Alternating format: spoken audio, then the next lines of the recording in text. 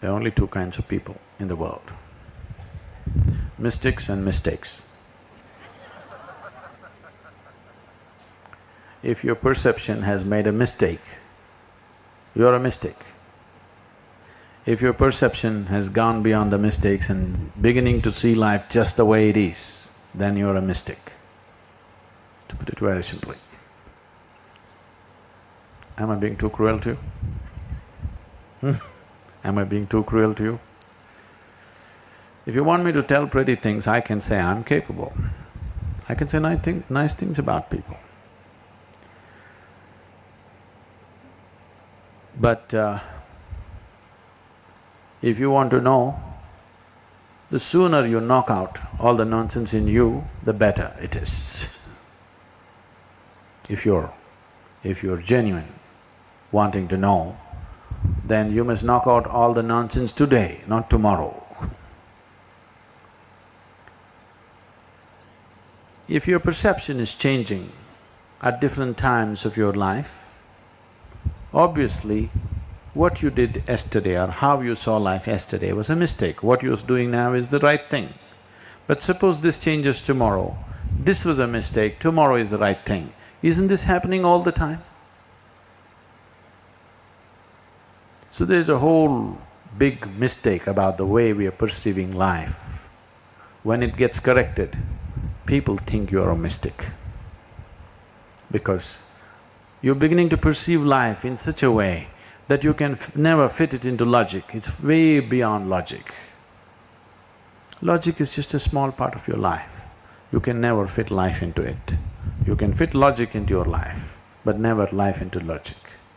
When your experience of life has transcended the limitations of the sense perception, then you would be known as a mystic, because you can make things happen in a way that others cannot understand, so they call you a mystic, which means they are admitting they are a mystic. Nothing wrong in being a mistake, but not realizing the mistake is the biggest mistake. Because when we were born, our sense organs naturally opened up, because that is needed for survival. I want you to know this, when you were in your mother's womb, though you had eyes, you could not see. Though you had ears, you could not hear. Otherwise you would know how it is inside. Only after you were born, at the moment of birth, your sense organs got opened up, because that's necessary for your survival outside. That was not necessary for your survival in the womb. Only to survive in the world, the sense organs are a must, so they open up. But anything that is beyond survival, if it has to open up, it takes a little bit of striving.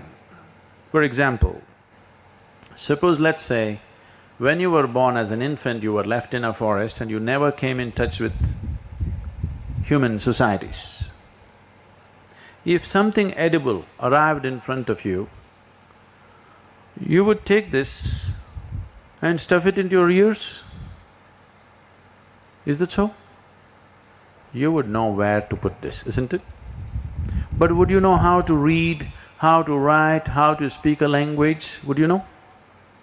No. That took some striving. Today, language is just flowing out of you like this. But I want you to go back, when you were 2, 3 years of age, they asked you to write that damn ye or ah. Oh, what a complicated nonsense this was. You wrote it 1,000 times to get it, isn't it so? Yes or no? Just the alphabet A. How many times did you write it before you got it right? Hundreds of times, isn't it? Because of that striving, today it flows like that. So anything that is beyond survival doesn't open up for you unless you strive. All the religions, all the spiritual traditions that you see on the planet are just this striving. Unfortunately, over a period of time, transmitting it from generation to generation, generation to generation, things get twisted out and end up being just a heap of rituals and belief systems.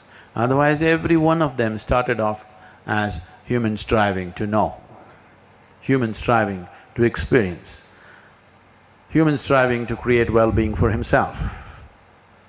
Somewhere it gets twisted out. Everybody who is a mistake is a potential mystic. If you are not a mistake, then you are a lost case. You are a fanatic. You think you're absolutely right on everything, you become fanatical. If you know that you're a mistake, then you're a potential mystic.